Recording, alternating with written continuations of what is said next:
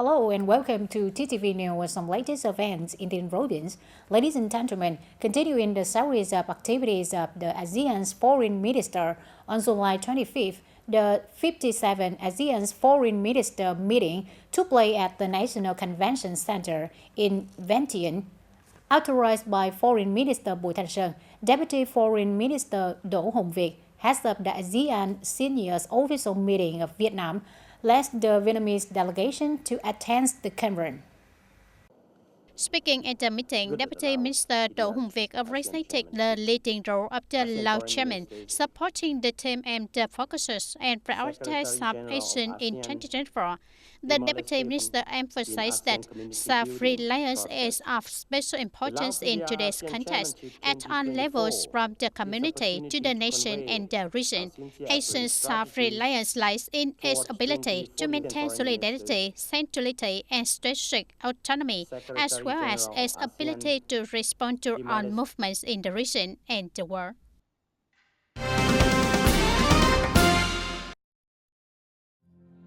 The World Heritage Committee recognizes and appreciates the achievements that Vietnam has made in implementing on the commitment of the Vietnamese government since the heritage was enshrined in 2010. Within the framework of the 46th session of the World Heritage Committee, Chairman Vishal Sharma approved the decision officially agreeing with the contents of Vietnam's proposals on the orientation, vision for research, conservation and development of the World Heritage of the central area of the Imperial Citadel of Thăng Long.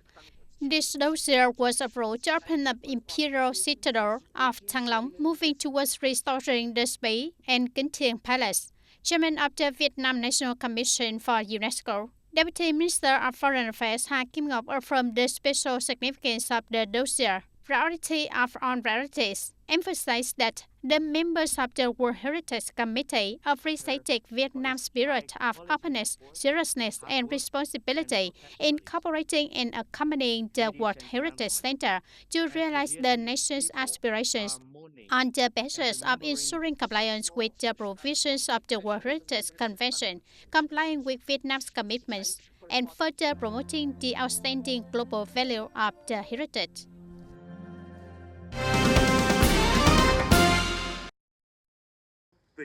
On the evening of July 26, at the Hill 82 Martyr Cemetery, Thành Tây Commune, Tân Bình District, the People's Committee of the Ninh Province, coordinated with the Youth Union of the People's Public Security, Ministry of Public Security, to solemnly organize the incense offering and candle lighting ceremony to pay tribute to the heroic martyrs.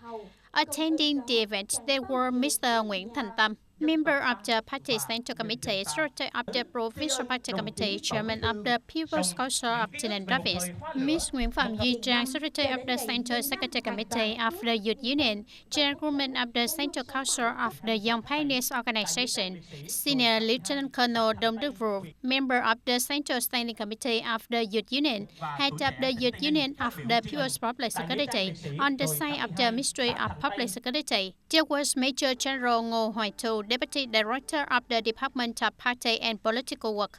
In a solemn and emotional atmosphere, nearly 1,000 delegates, union members, youth, veterans, and people of Tân Bình District observed a minute of silence to commemorate the great contributions of the heroic martyrs who fought for the independence and peace of the nation, and to commemorate General Secretary Nguyễn Phú Trọng.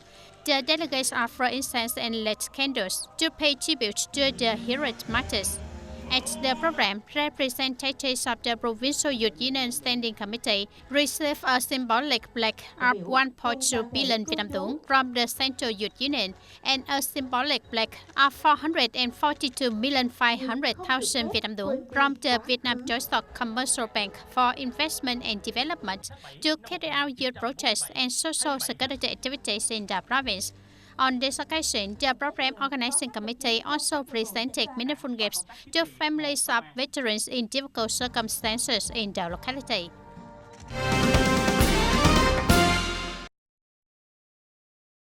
Accumulated from the beginning of the year to July 15, Vietnam exported 68,736 tons of tea, up 30% over the same period last year. The average export price of tea reached over $1,700 per ton, up 1.2% over the same period last year, contributing to the cumulative tea export turnover up to July 15, reaching over $180 million, up 31% over the same period last year. According to data from the General Department of Customs, in the first half of 2024, Vietnam exported tea to 18 markets. Pakistan is the largest export market with over 16,000 tons.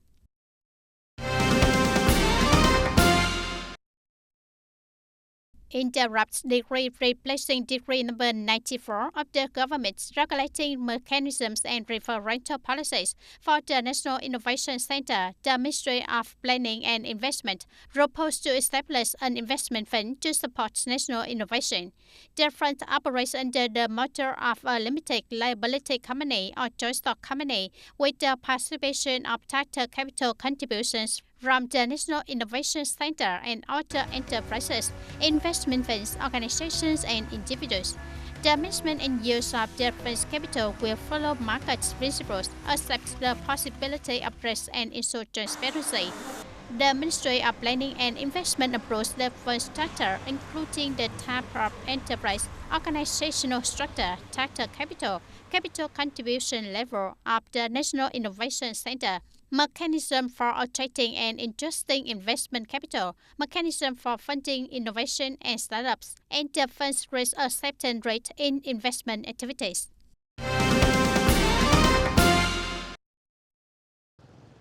The bamboo and rattan profession in Hoa Thanh Thao was from many decades ago and has gone through many ups and downs.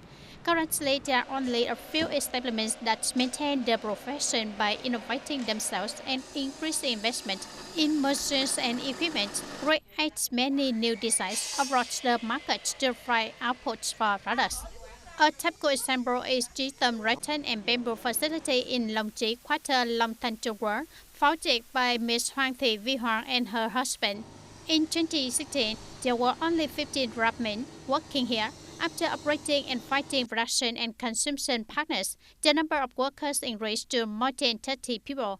Recently, many sophisticated handicraft items originating from this facility are popular with customers nationwide, such as decorative items, tables and chairs, bamboo and rattan lanterns, lighting sets, etc.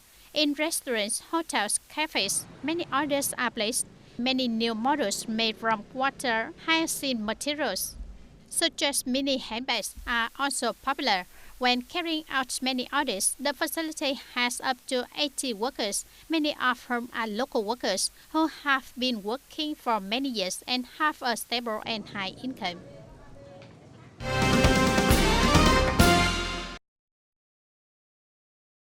On behalf of the delegation, Provincial Party Secretary Nguyễn Thành Tâm offered instance in front of the portrait of General Secretary Nguyễn Phú Trọng.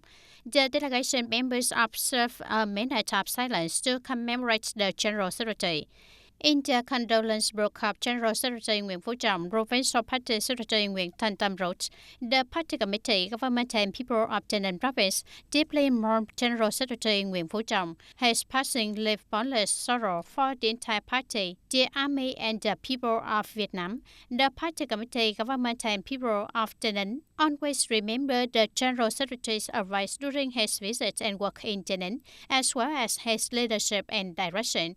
Please give our heartfelt condolences to the family. Farewell, comrade."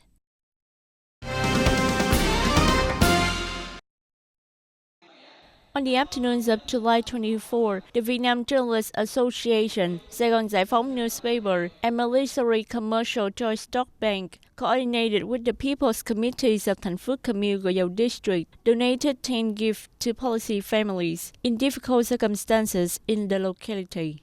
The delegation gave 10 gifts to 10 policy families with difficult circumstances in Thành Phước Commune. Each gift is worth 2 million Vietnamese dong, including necessity, and 1 million Vietnamese in cash. On this occasion, the Vietnam Journalists Association, Sài Gòn Giải phóng newspaper, and Military Commercial Joint Stock Bank also donated 70 million Vietnamese dong to repair a rated house for Mr. Phạm Văn Thiện, a policy family in difficult circumstances in Thành Phước Commune.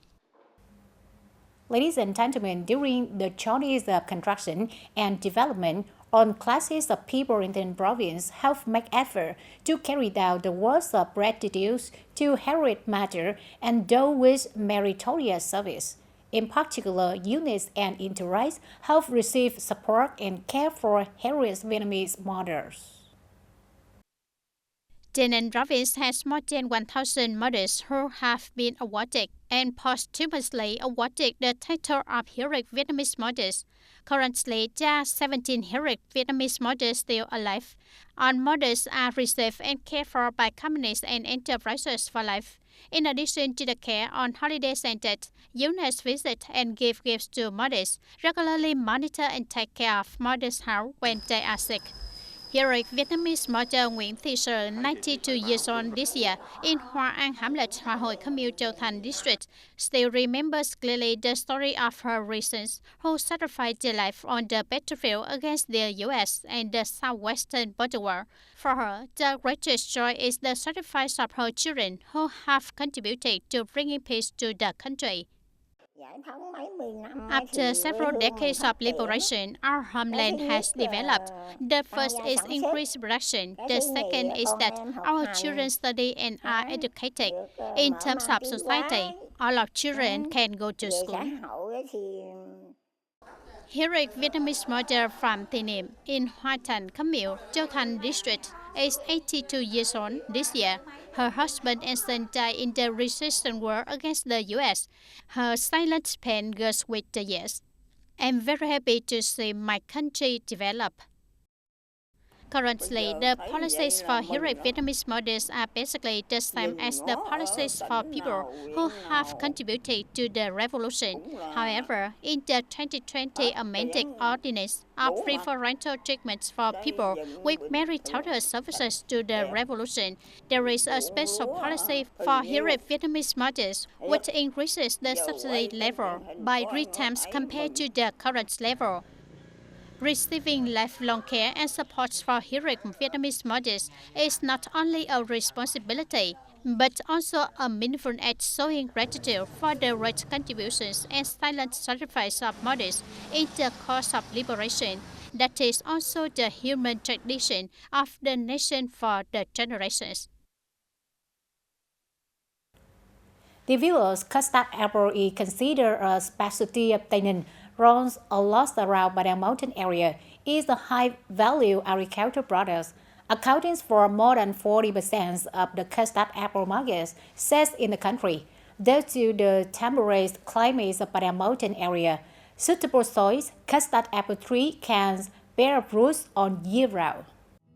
Previously, custard apple growers in Tay Ninh applied traditional methods. Each year one crop according to nature. Gradually, custard apples appear with many pests, such as mealybugs, fruit flies clinging to, stinging the fruits. Ripe fruits often have many mangoes, forcing growers to use a lot of pesticides.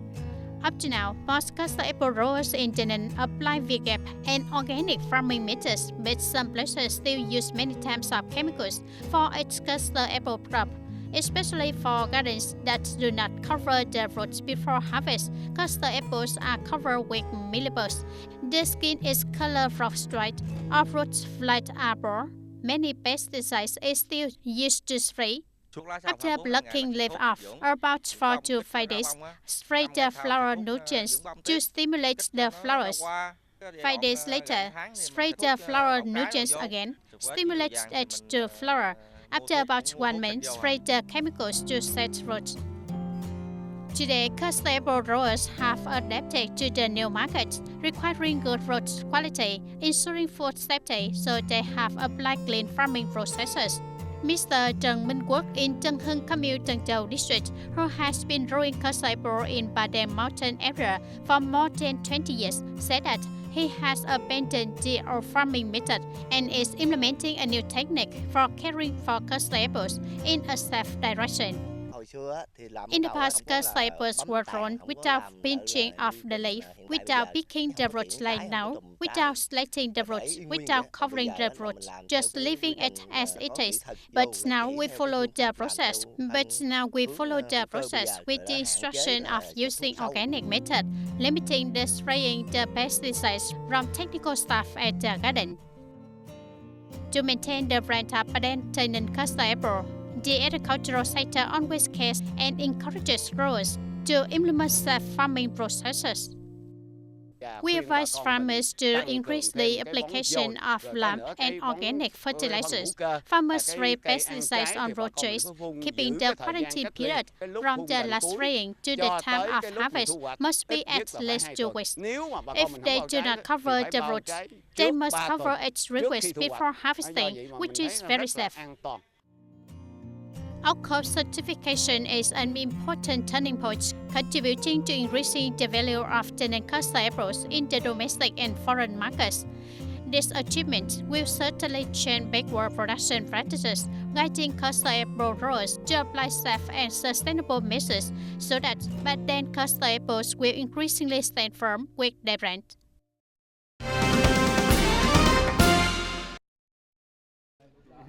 In many times sharing with officials about the principles of revolutionary life, General Secretary Nguyễn Phú Trọng always emphasized the importance of maintaining the integrity, morality, and honor of cadres and party members. For him, honor is the most sacred and noble thing, and he lived a life of purity, simplicity, and integrity as his own words. This is also the way the General Secretary sets an example before his cadres and party members. It is necessary to further promote the high sense of responsibility and moral leadership, both in work and personal life. You must lead by example.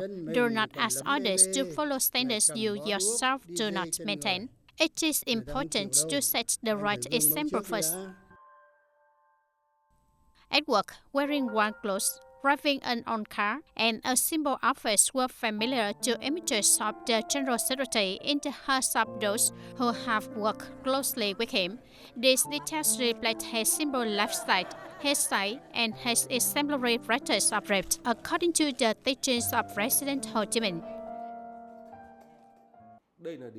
Setting an example for oneself is not enough. From what I know, the General Secretary also set an example within his own family.